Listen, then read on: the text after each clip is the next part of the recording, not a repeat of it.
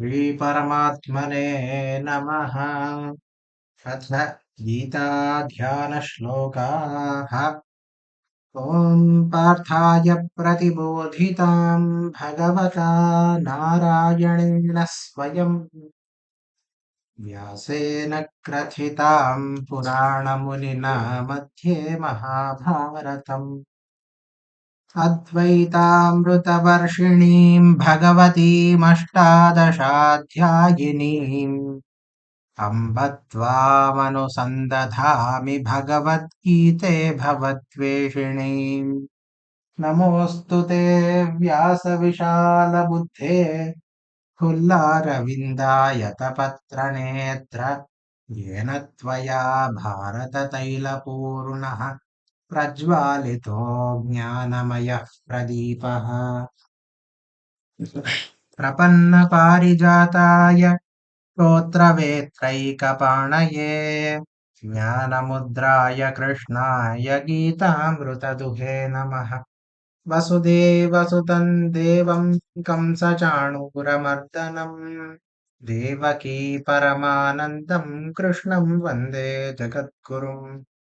भीष्मद्रोणतटा जयद्रथजला गान्धारनीलोत्पला शल्यग्राहवती कृपेण वहनी कर्णेन वेलाकुला अश्वत्थामविकर्णघोरमकराः दुर्योधनावर्तिनी सोत्तीर्णा खलु पाण्डवैरणनदी कैवर्तकः केशवः पाराशर्यवचः सरोजममलम् गीतार्थगन्धोत्कटम् नानाख्यानककेसरम् हरिकथा सम्बोधनाबोधितम् लोके सज्जनषट्पदैरहरहः पेपीयमानम् मुदा भूयात् भारतपङ्कजम् कलिमलप्रध्वंसिनः श्रेयसे मूकम् करोति वाचालम् पङ्गुम् लङ्घयते गिरिम् यत्कृपातमहं वन्दे परमानन्दमाधवम् शान्ताकारम् भुजगशयनम् पद्मनाभम् सुरेशम् विश्वाधारम् गगनसदृशम् मेघवर्णम् शुभाङ्गम् लक्ष्मीकान्तम् कमलनयनम् योगिहृद्ध्यानगम्यम् वन्दे विष्णुम् भवभयहरम् सर्वलोकैकनाथम् यं ब्रह्मा वरुणेन्द्ररुद्रमरुतः स्तुन्वन्ति दिव्यैस्तवैः वेदैः साङ्गपदक्रमोपनिषदैः गायन्ति यं सामगाः ध्यानावस्थिततद्गतेन मनसा पश्यन्ति यं योगिनः यस्यान्तन्न विदुः सुरासुरगणाः देवाय तस्मै नमः नारायणं नमस्कृत्य नरं चैव नरोत्तमं देवीं सरस्वतीं व्यासं ततो जयमुदीरयेत् सच्चिदानन्दरूपाय कृष्णाय क्लिष्टकारिणे नमो वेदान्तवेद्याय गुरवे बुद्धिसाक्षिणे सर्वोपनिषदो गावो दोग्धा गोपालनन्दनः पार्थो वत्सः सुधीर्भोक्ता दुग्धं गीतामृतं महत् गीताशास्त्रमिदं पुण्यं यः पठेत् प्रयतः पुमान् विष्णोः पदमवाप्नोति भयशोकादिवर्जितः एकं शास्त्रं देवकी पुत्रगीतम् एको देवो देवकी पुत्र एव एको मन्त्रस्तस्य नामानि यानि कर्माप्येकं तस्य देवस्य सेवा ॐ श्रीकृष्णाय परमात्मने नमः। In the last class, we have come till this point. We are discussing this shloka particularly.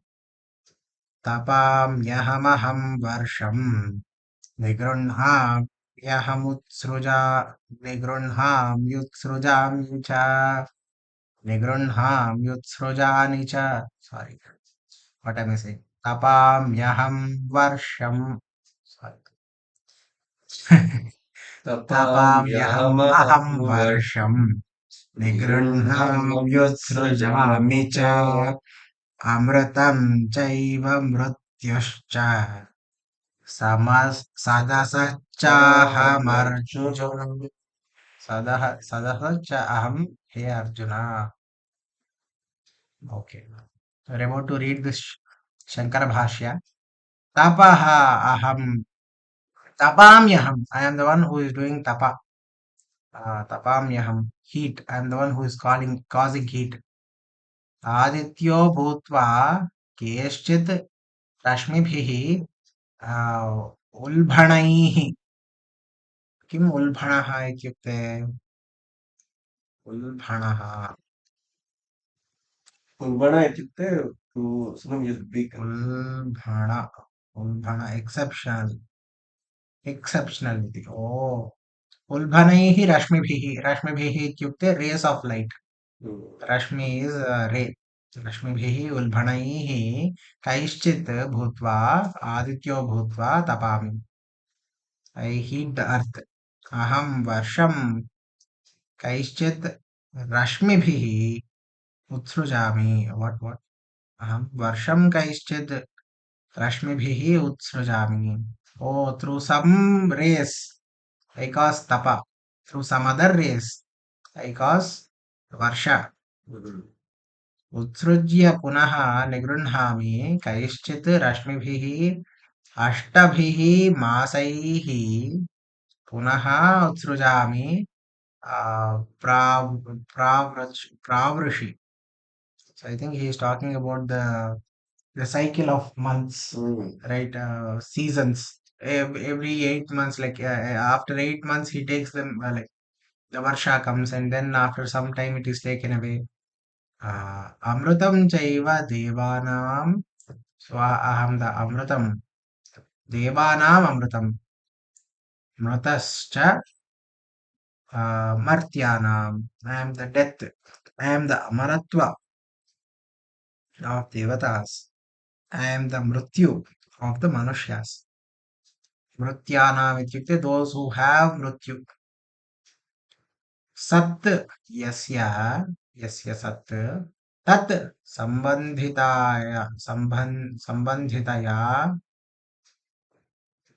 विद्यमानां तत् सम्बन्धितया विद्यमानां तत्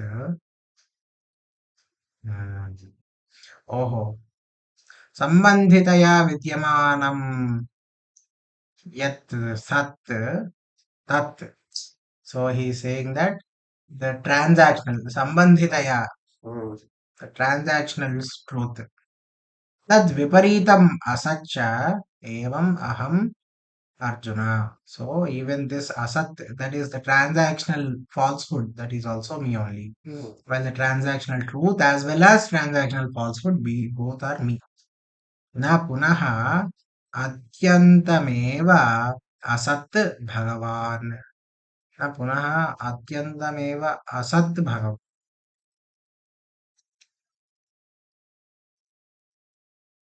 अत्यन्तमेव असत् भगवान्.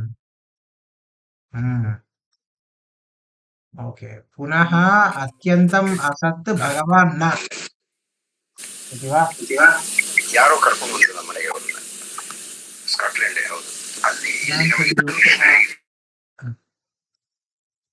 न पुनः अत्यन्तमेव असत् भगवान् इत्युक्तम् अत्यन्तम् असत् भगवान् न इति वा अत्यन्तमेव असत् वा हम्म, न पुनः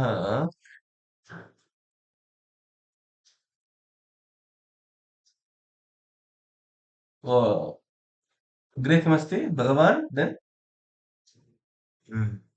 स्वयं कार्यकारणे वा सदसति स्वयं कार्यकारणे वा सदसति he's saying the cause and effect are the sadhan sat asat. hmm. The cause is Karana is Sat. Sorry, the Karya, the phenomenon is existent. Its cause may be Asat. So he's also asking question and saying maybe it is what he refers to Sarasat is the Karya Karana or the thing that you read before. Atyantam. Mm, एव असत् भगवान् न इति मन्ये. mm, Okay, we'll see the translation later. Only half understood. ये पूर्वोक्तैः निवृत्तिप्रकारैः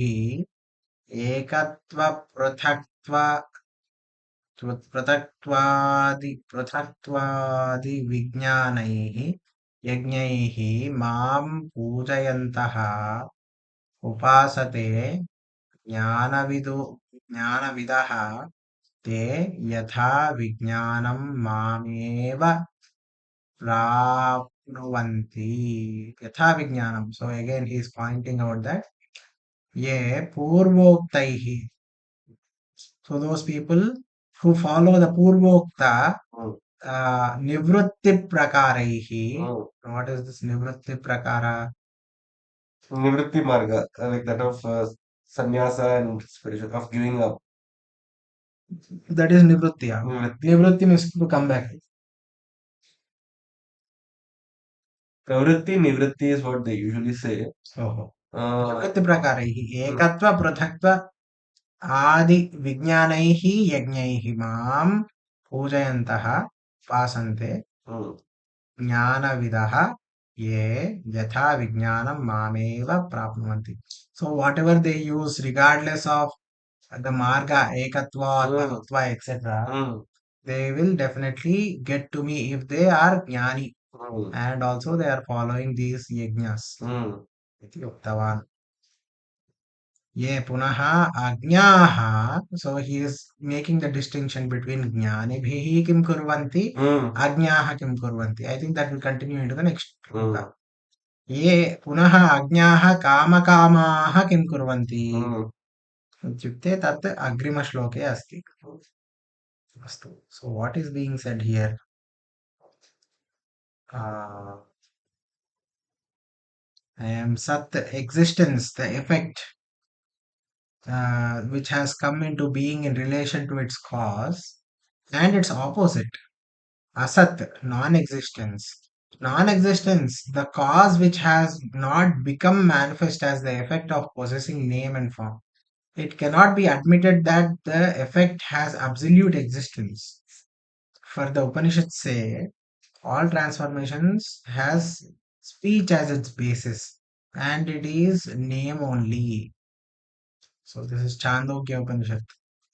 Nor can it be said that the cause has absolute existence, non-existence, for there is the text. By what logic can the existent come verily out of non-existence? So there should be something non-existent, which is causing the existence. But we cannot really say that, that non-existing thing, or rather the unmanifest thing, non-existence is that. It has existence, but can we say it does not have existence also? We can argue for that also. But surely all this was existence, one without a second. But the ultimate point from this Upanishad is that all that was existence, one without a second. All this was existence. So there is only Sat at the end of the day. It is not that Lord is himself absolutely non-existence, nor are the effects and causes absolutely existence and non-existence respectively. Those men of knowledge who meditate on me while worshipping me according to the respective forms of sacrifices mentioned above regarding me as one or multifarious, etc., they attain me alone according to their conceptions. So yeah, this was what was said. Ma'am, any points, any comments?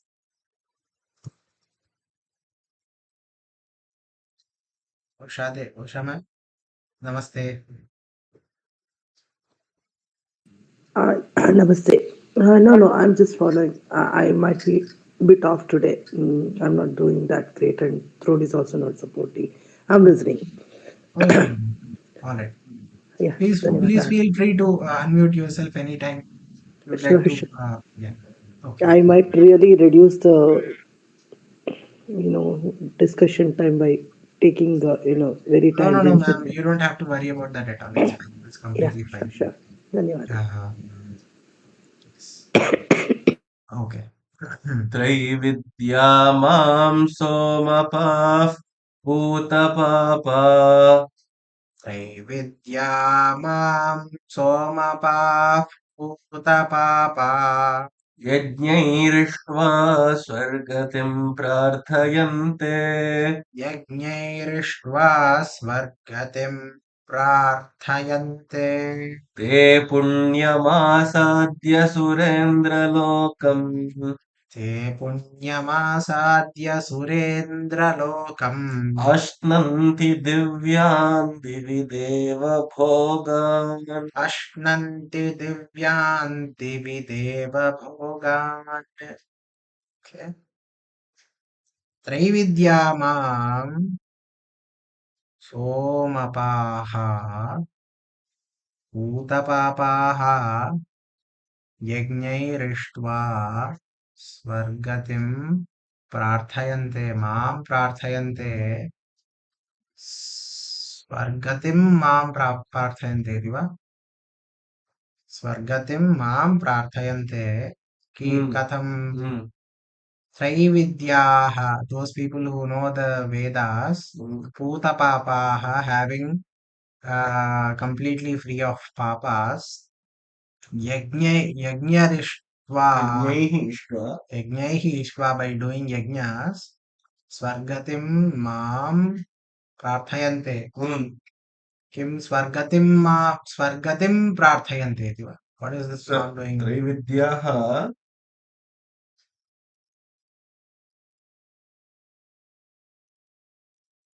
माम् इष्ट्वा यज्ञैः स्वर्गतिं प्रार्थ no actually you're right यज्ञैः इष्ट्वा they do all the yajnas and they ask for swargati that mam must may come from the next. okay mom is not here Hmm. swargatim prarthayante Hmm. प्रार्थयन्ते इत्युक्ते प्रार्थयन्ते they Oh, ask mam for prarthayante. They मा ask for me. तदेव What do they ask from me? For me? From me? स्वर्गतिं Swargati. प्रार्थयन्ते Oh. ओहो मां स्वर्गतिं प्रार्थयन्ते they Hmm. ask for स्वर्गगति स्वर्ग Hmm. Hmm. okay ते पुण्यमासाद्य पुण्यम् आसाद्य using the punya that they have accumulated Hmm. सुरेन्द्रलोकम् ashnanti they Hmm. go to they enjoy the surendra lokas Hmm. so they go to swarga divyan divi deva bhogan divyan divi deva bhogan दिव्यान्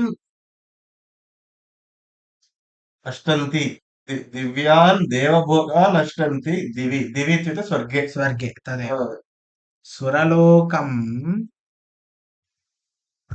पुण्य सारी पुण्यमासाद्य सुरलोकम् किं कीदृशं देवभोगान्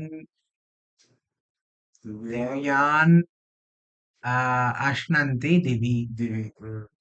they go to Swarga and they enjoy all these wonderful Deva Bhogas. Iti uktavan. So Shankaracharya is readily already saying that ye punaha agnyaha kama kamaha Hmm. those people who want kamas Hmm. they desire of desires kama kama so they are agnyaha they do not know and they do although they are completely free of punya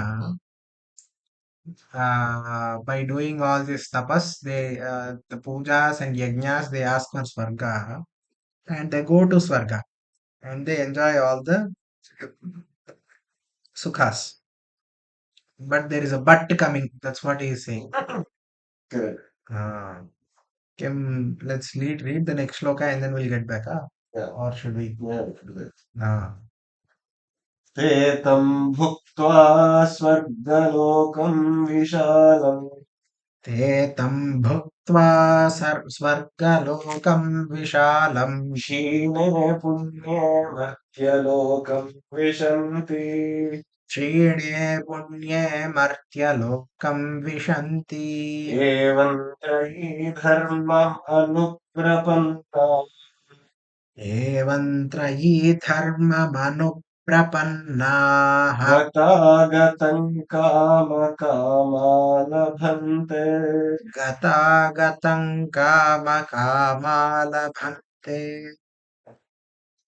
गत आगतं कर्म कामकामाः लभन्ते they get going and coming back त्रयी धर्मम् अनु anuprapannaha those who are doing prapatti to the trayi dharma what they are getting they are going and coming back how te tam bhuktva they enjoy the swarga sukhas from the previous loka swargalokam vishalam swargalokam bhuktva having enjoyed the great pleasures that are there in the swargaloka क्षीणे पुण्ये मर्त्यलोकं प्रविशन्ति they come back to Martyaloka once their punyas are complete they have been exhausted evam trayi dharmam anuprapannaah so those who are following this trayi this Vedic ritual and the kamakamaah by using these Vedic rituals who are doing kamakamaah those who are desiring for desires Gatagatam labhante. They only get going and coming back. Is that the correct interpretation? So let's go back. So this is the two shlokas maybe that need to be read in conjunction. Traividya Rugyajusama Viddaha Traividyaha ityukte those people who know the three Vedas Mam Vaswadi Devarupinam Somapaha Somam Pibantiti Somapaha those people who do Somayaga they drink that Soma those people who have done Somayaga only are the ones who can drink Soma these people what do they do Tenaiva Somapanena Bhutapapaha by the fact that they have done the Soma yajna and also the fact that they have drunk the Soma rasa they are Bhutapapa having completely purified of all the papas Shuddhakilbishaha किं कुर्वन्ति यज्ञैः अग्निष्टोमादिभिः by doing agnishtoma and other kind of yajnas इष्ट्वा पूजयित्वा doing puja स्वर्गतिं स्वर्गगमनं स्वरेव गतिः स्वर्गगतिः तम् इति स्वर्लोकः एव गतिः इति स्वर्गतिः इत्युक्ते स्वर्गगमनं प्रार्थयन्ते they obtain स्वर्गगति प्रार्थयन्ते ते च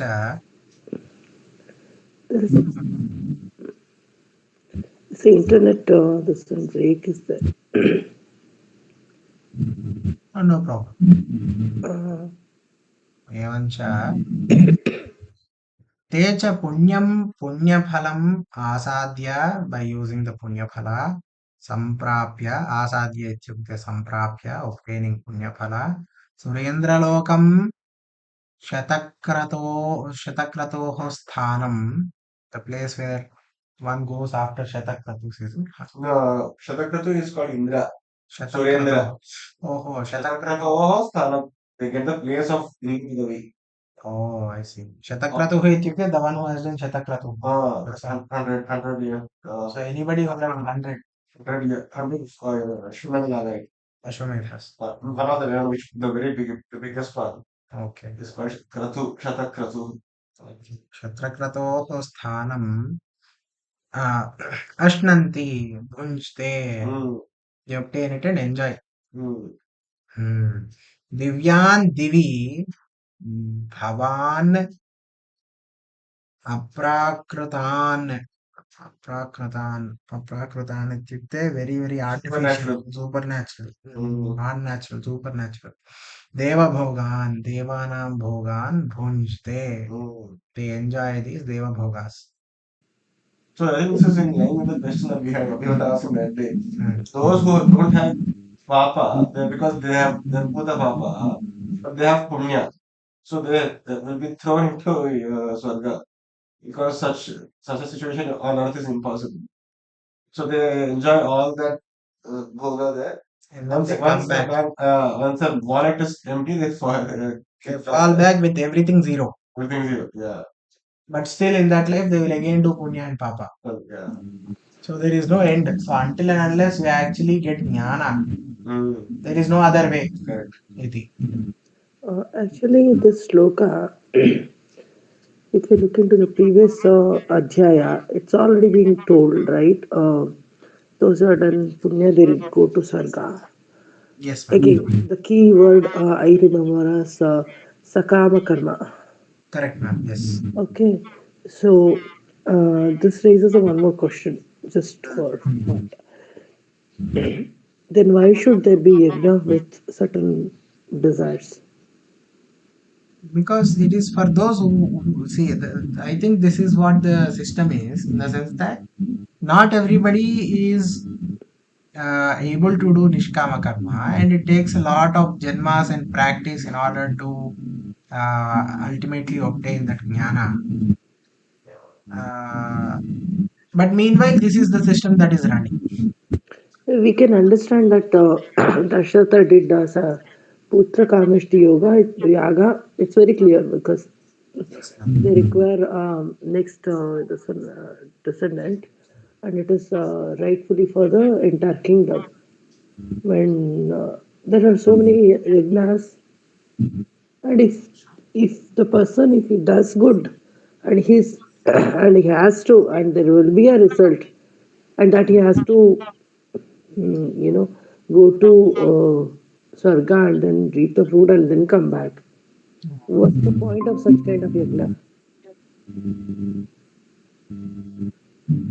What is the point of yajna, ma'am? Such kind of yajna which there is pala, asking for pala. If the word is says, In the that sense kind that of those desire. people who do not yet have jnana, Mhm. for them it is important to have sukha and to get sukha, right? So only way to get sukha is by doing dharma.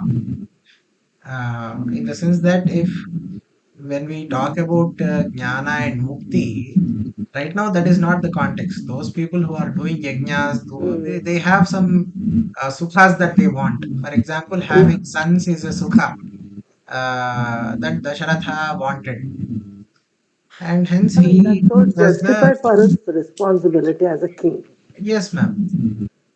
But I mean, this is So I'm because actually putting the question for general context, not for the one which is in the shloka. yes, ma'am. Taking So that meaning for general context, the person has to go to moksha. Then why do those yajnas and homas, which is ensuring the person will go to Swarga and then come back and all this, actually, going and even coming. yajna, when it is done for, it is done with nishkama yajna, in the sense that if you look at the sankalpas of these sakama yajnas, and if you look at the sankalpas or the end results of these yajnas, they are very very specific. They ask for specific things, and they want, like, in the sankalpa itself they say these are the things we want. For example, when we do some puja in home, we say ayura arogya aishwarya abhivruddhyartham, right? That Or is we for say this Janma only. no, And in the sense that whatever we do is, it can be considered a yajna. Yajna is basically any kind of worship, right? Mhm. So when we do puja and we say, when we start with the sankalpa itself being that, putra pautradi abhivruddhyartham, etc., we are automatically doing sakama karma. because we have started with the sankalpa itself being that we want this out of this puja. I specifically want like dhana, dhanya, etc. So Yeah, putra pautra abhividyattam. It is on the earth, not on the swarga, right? So yes. if at all we are blessed with whatever those, in No, the in the sense that sankalpa. when we do these kinds of pujas also, we not only get the gains of whatever we have started with, right? We start with, we want something. We not only get that, we get punya also. The punya is propelling us to Swarga. But once the punya is over, we'll come back. That's what he is saying. That's what Krishna is also saying here. Okay, so that means not only they get a punya on the earth, they reap the fruit, but also that has a one more account, like small account Yes, ma'am. that he has to this one. Yes, in the sense that when we do some puja, we also call different people. We give them food. They also enjoy. We are causing happiness to others. All of that. So paropakaraya punyaya papaya parapeedanam iti ekam nyayah asti ekah nyayah. Then it So becomes what is the takeaway for us? the takeaway is ultimately that is exactly what Bhagavan is also saying, that all these people who are kama kamaha, those who desire desires. It's not just that they are desiring for something; they are desiring for more desires. So, Yeah, then we for have to example, only is ask for the when desire. we desire for money. What is the money for? If somebody asks us what is the money for, then we immediately say that yeah, when I have money, I can buy a house, or when I have money, I'll do something else with it. So basically, we are kama kamaha. Ityukte, we are desiring desires. We want money in order to do something else with it. We have even more desires in order to use that money, right? So that's what he is pointing at. He is pointing at the fact that when we are being such kama kamaha, what are we obtaining at the end of the day? We are only getting this going and coming back, either to Svargaloka and back to earth. Or we might have done some papa, we go to Swarga and then we also go to Naraka and then we come back here. But it's always going and coming back. There is no mukti there. So he is just pointing out at the cycle So that in is that going on. case, should we aspire only that much which is required for the livelihood and then complete the sujanma Mm. while doing the yajna agadi, not beyond it. Yes, ma'am. That's what The he's saying. In the surplus sense that might make us to go to heaven. So okay, that could be the reason. That how do we avoid it? That's what my basic question was. avoiding is simple by obtaining Brahmajnana. By understanding that all of this, by obtaining great Vairagya, uh, so this is what uh, so Okay. one is Vairagya, the second one is like doing practice of the spiritual practice where you try to do nishkama karma. That got it. Hmm. That is so that's what he says. When one does nishkama karma, they get akshaya punya in the sense that the punya that is not consumed. So this punya stays when we do this kind of tapasya, when we do nishkama karma, when we do uh, what is it called, um, when we do yoga, when we try to control the mind, when we do meditation, etc., etc., all of this also leads to punya. But what happens is that even if we lose the body in the process of obtaining that yoga sthiti, this comes up in second or third adhyaya, where he says that even maybe it comes up in sixth adhyaya. So even if one person, if they are doing some Arjuna asked this question: what happens to the yoga bhrashta? In the sense that the one who is trying to obtain yoga sthiti, that is samadhi, one is trying to obtain that uh, brahma sakshatkara, and but in the middle, suppose he loses his body because of whatever punya he has gained, will he also go to heaven and lose all of it, and then he has to start again? For that, Krishna says that no, no, no, that's not how it works. If you do these kinds of practices where you are trying to obtain Brahma Sakshatkara, whatever experience you gain, whatever stage you are at, even if you lose the body in this life, you will be born again and you will continue from the same place, same amount of like same stage. You can continue your yoga practice from wherever you left off in the previous life. So in that fashion, as we keep on going, we are going through many, many janmas. As we keep on trying to obtain this sthiti, eventually in one janma, we get the sakshatkara. So he's saying that we can, although there are a very, very limited number of people who get this Brahma Sakshatkara, he's always saying that one should try for this. That is exactly the point of these two shlokas as well. He's saying that, yes, ma'am. He's basically saying that these two shlokas, these are the kind of people, what they are obtaining at the end of the day, they are going and coming back.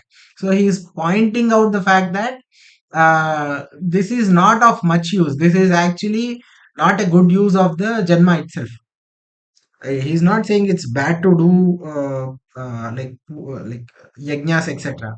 He is basically pointing out that Nishkama karma is the most important thing, subtly, although he's not saying it directly.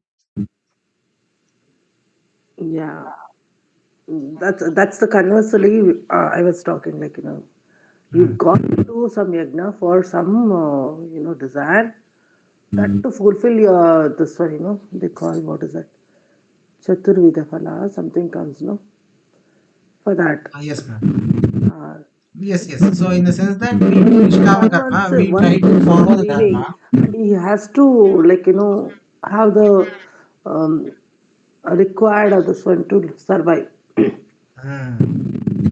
Required, food, family, it's required, right? Yes, ma'am. For that he has to do some karma. If that Hmm. also is leading him to the Swarga, then it is a problem. Then how much to ask for is the question. So actually, the point is karta aham nasmi iti. So we need to, whenever, even if we are doing karma that is supposedly worldly in nature, for example, we are doing some karma in order to get some money, in order to have some food, etc., etc. Also, when we recognize that karta aham nasmi, I am not the doer. When you give up the doership, that itself is enough. So it is not stopping you from doing karma, but it is helping you do karma, but without actually making it sakama karma.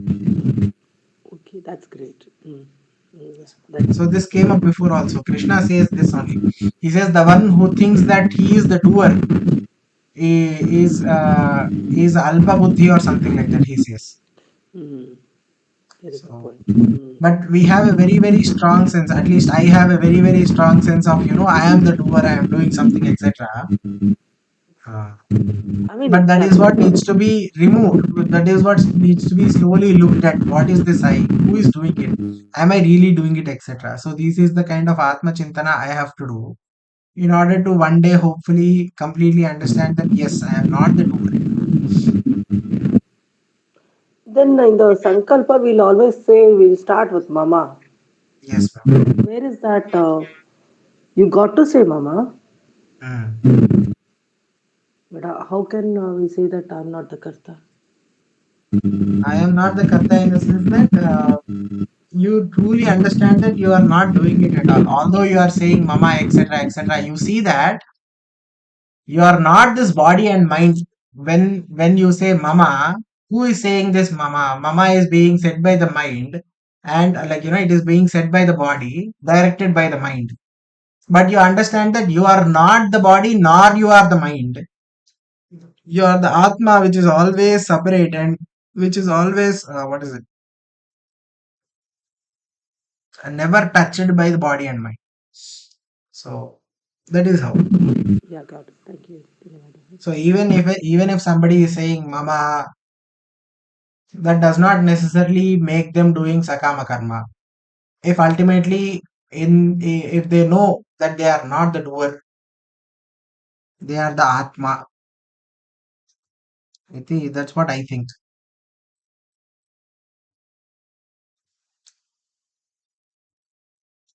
Okay, we will see the. I think we have read this, right? Yeah, we'll read this. We'll read the Shankara Bhashya for the 21st shloka.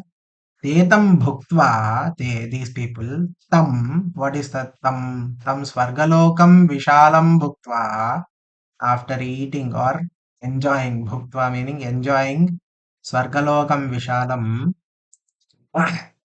vistirnam, vishalam ityukte vistirnam, Chide punye, once their punya has been kshena, once it has been uh, diminished, Mrutyulokam Vishanti. They come back to Mrutyuloka. Sorry. Martyaloka. Sorry. Not Mrutyuloka. Mrutyuloka is Naraka. Martyalokam Vishanti. They come back to Avishanti, Pravishanti iti. Vishanti ityukte. They come back. Evam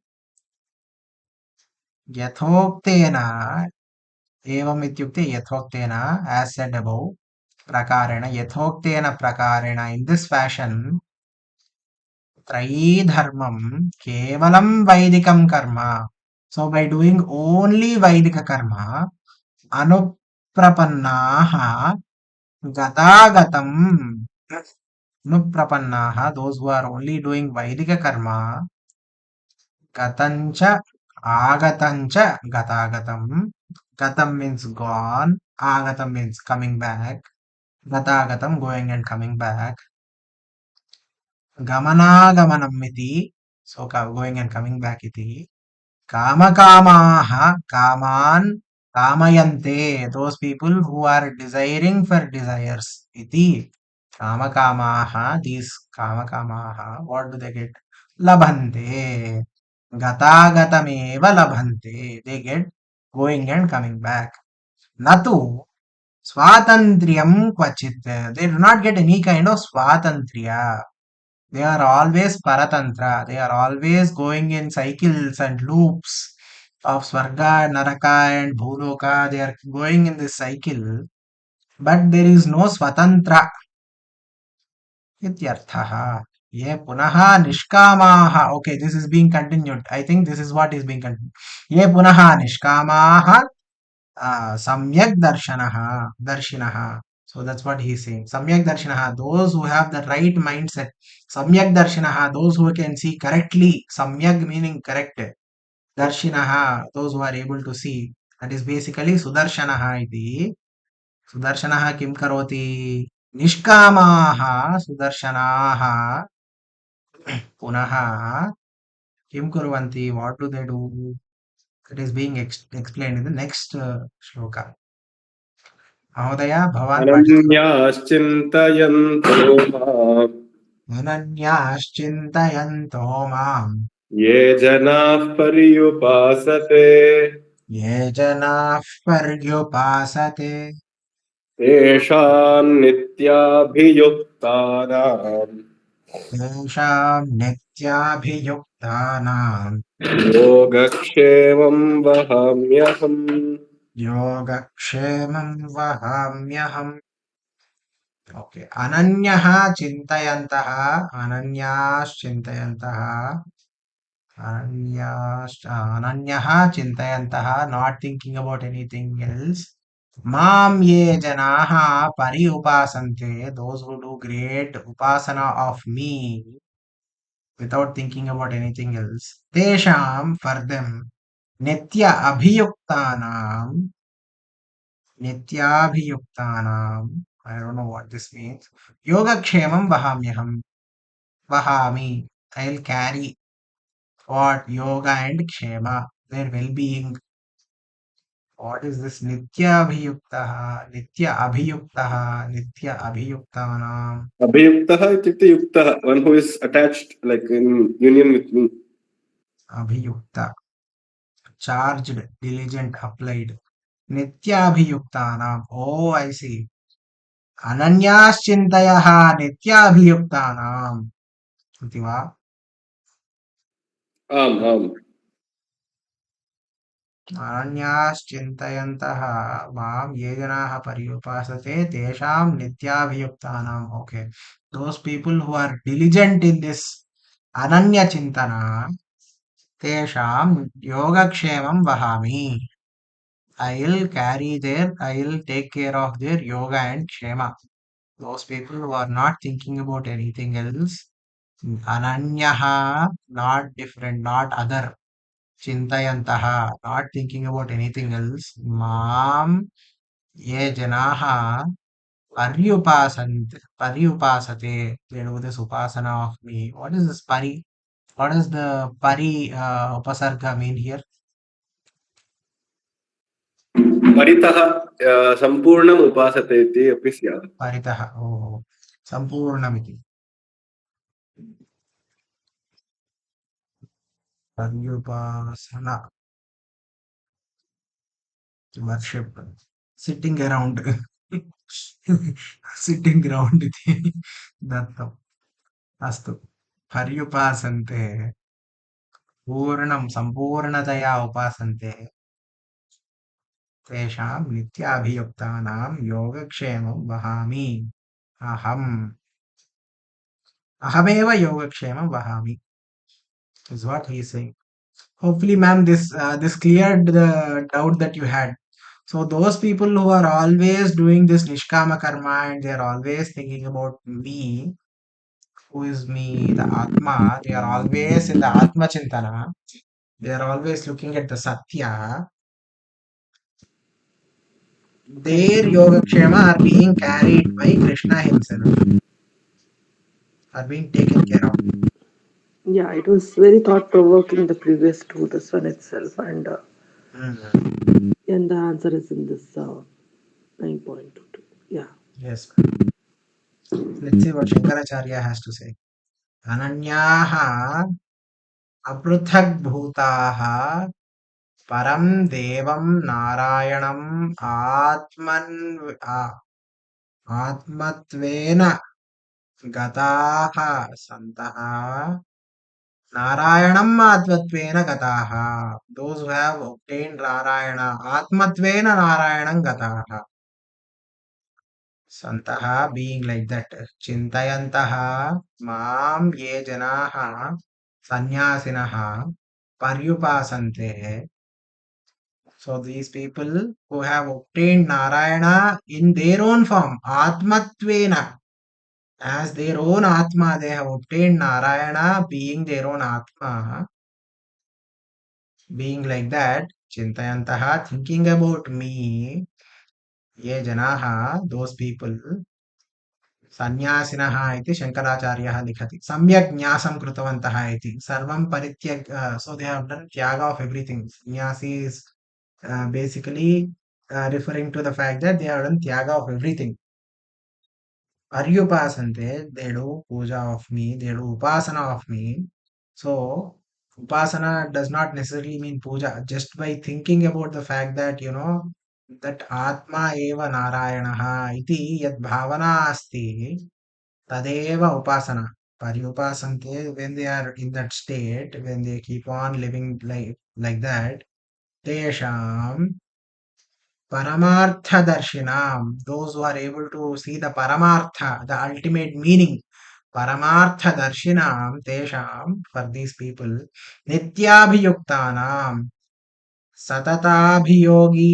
Yoginam, they are always in the Yoga Sthiti, Satata Yoginam, Yoga Kshemam, Yogaha, Apraptasya, Prapanam, Oh, yogaha ityukte, getting the unobtained, whatever they do not have, they obtaining it is yoga.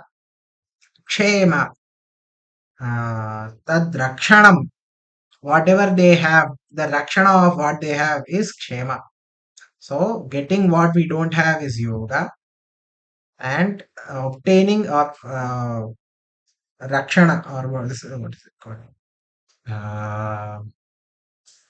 Taking care of whatever they already do have is kshema. Tadubhayam vahami prapayami. I'll do the yoga kshema. Aham jnanetvatmaiva. Jnani tu atmaiva. So he has already made this statement long ago in one of the I think in the 7th chapter itself. Jnani tu atma eva me matam. That's what he says. Jnani tu atma eva me matam. Sacha mam priyas yasmat. Sacha mam priyaha yasmat. So he says that, the yogi is the most beloved to me, if you remember from the previous discussion.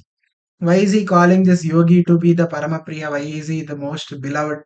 Because yogi to atma eva. I am that yogi. I am like, yogi is not different from me. Iti uktavan. Tasmat te mama atmabhutaha.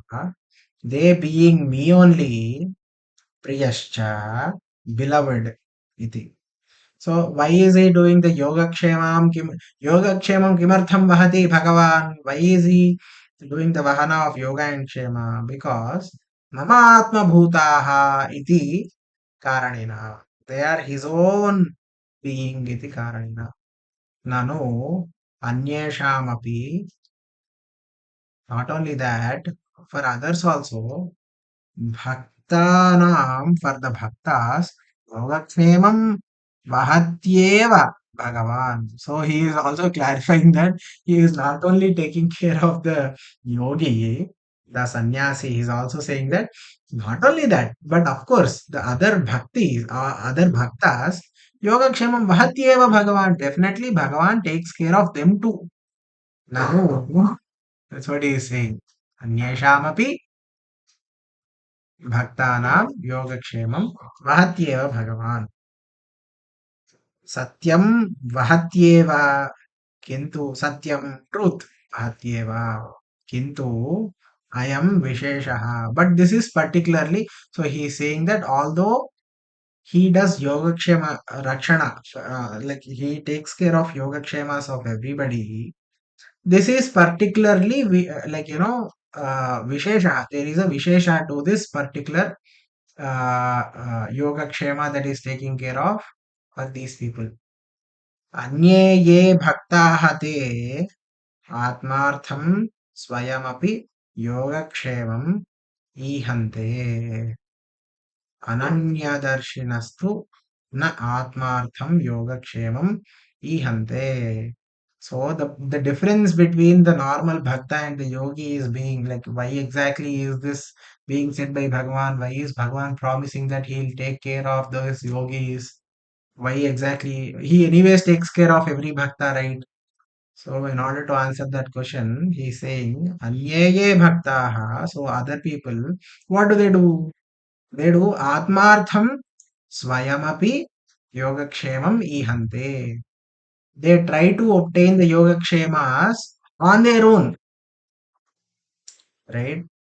But anya ananyadarshinah yogi iti, these yogis na atmartham yogakshemam ihante. They do not care about the yogakshema of their own bodies. So that is the main difference between normal bhakta and the yogi. The yogi does not care about the body at all. Atmartham yogakshemam ihante nahite जीविते मरणे वा आत्मनः गृद्धिं कुर्वन्ति. गृद्धिं कुर्वन्ति. गृद्धिं.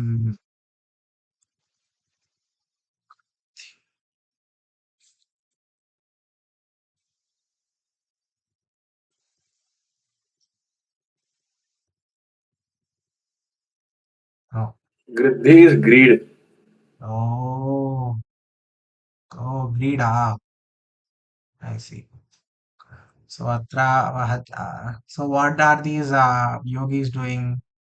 Jivite maraneva, even when they are alive or when they are dying, atmanaha gruddhim kurvanti. They do not greed for their own bodies, kurvanti, their own selves. Here the self is not the atma, the it is referring to the normal mind and body, etc. That is this atma.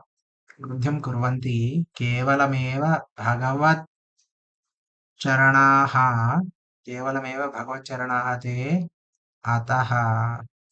So because they are always engaged, they are themselves the Bhagavad Charanaha, they are themselves the feet of the Bhagavan, they do not care about their bodies. They ataha, therefore, Bhagavaneva tesham yogakshemam vahatiti. Therefore, Bhagavan only takes care of them. Nanu anya api devataha tvameva chet. Moreover, anya api devataha tvameva chet. If other devatas are also you only, tad bhaktascha, even their bhaktas, the other devatas bhaktas, tvameva yajante. They are also doing puja of you only. So he is also clarifying many things. Satyamev. Satyamevam. So this is what has been said. Any comments? Adi Sundaram. Dhanyawad. Very what? I didn't catch you. Ati Sundaram, Adbhutam. Oh, Sundaram. Asti. धन्यवादाः. तदनन्तरं किं वदति भगवान्? I'm in the bus, I can't recite. Shmita. अस्तु अस्तु. येऽप्यन्यदेवता भक्ता यजन्ते श्रद्धयान्विताः तेऽपि मामेव कौन्तेय यज्यन्त विधिपूर्वकम्. ये अपि अन्यदेवता भक्ताः, those who are the bhaktas of other devatas also, yajante, what are they doing? Yajante, pujante, they are doing puja or yajna or whatever worship they are doing. Shraddhayanvitaha, they are completely filled with shraddha. Tepi, they also mameva yajantaha विधिपूर्वकं यजन् यजन्त्यविधिपूर्वकं यजन्त्यविधिपूर्वकं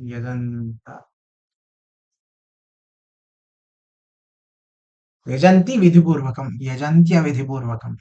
They are also doing puja. Oh, yajante vidhipurvakam yajantya vidhipurvakam. They are doing puja of mameva yajante. They are doing my puja only. Tepi mameva yadante he kaunteya. Kidrusham vidhipurvakam. Although they might be doing yajna or puja to some other Bhagavan, some other devata, still it is considered to, like, I consider it that they are doing my puja only. Kidrusham vidhipurvakam. Completely with all the vidhis, whatever the correct way of doing worship of Krishna is. That is how they are, like, even though they are doing puja of some other devata, it is considered by me that they are doing my puja according to all the rules. This is what Krishna has said.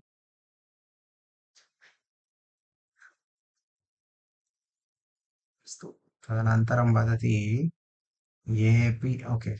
Any comments before we go to the Shankara Bhashya? Maharya, I think it is avidhi purvakam. Though they may not do it in vidhana or intent towards you, Avidhipurvakam va. they will still do it. Even if it is avidhi purvakam, I still accept it. Maybe. ये अपि मामेव यजन्ते अविधिपूर्वकं यजन्त्यविधिपूर्वकम्. ओ यजन्ति अविधिपूर्वकम्.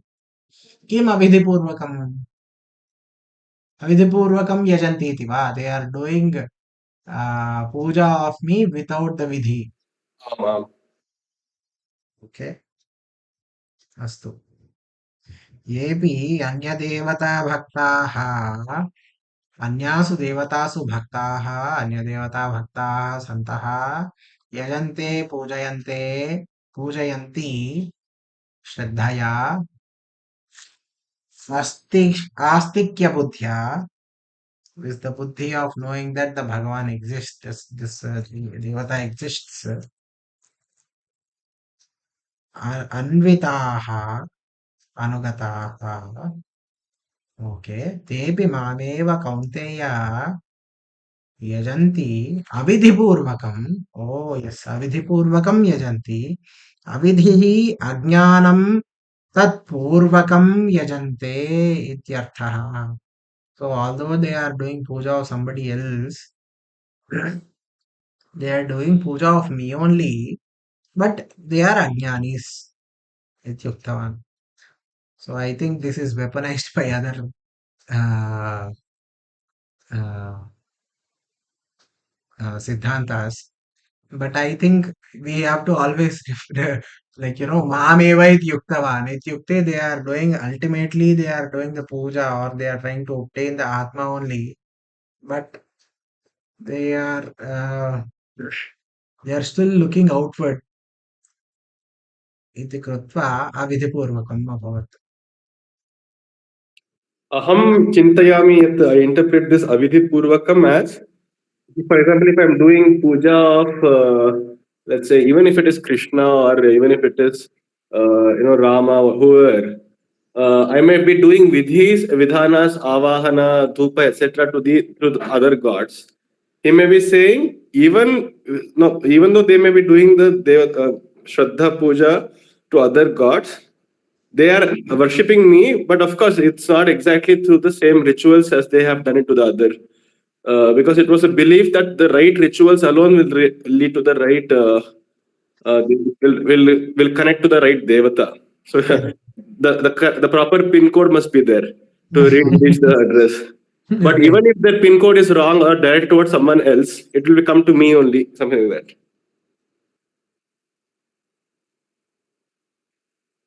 Mm.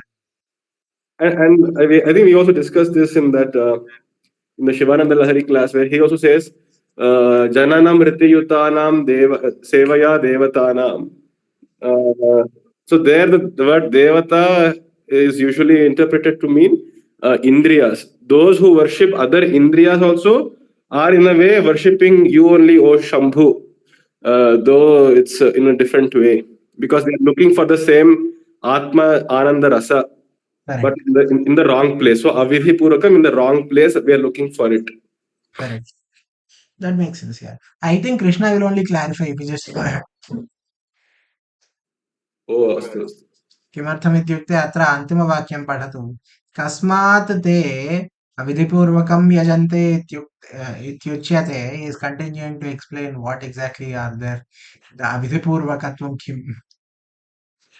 किम् अहं हि सर्वयज्ञानां भोक्ता च प्रभुरेव च न तु मामभिजानन्ति तत्त्वेनाश्चन्यवन्ति ते इति Tatvena ataha chivanti. ते अहं न जानन्ति they do not know themselves इति अस्तु this is a good place to stop any comments before we end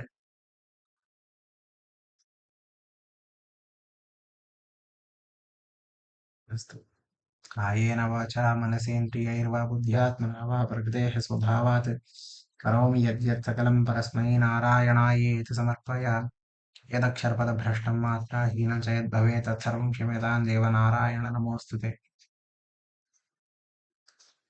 सर्वं श्रीपरमेश्वरार्पणमस्तु Shri Parameshwara. धन्यवाद. धन्यवादाः धन्यवादाः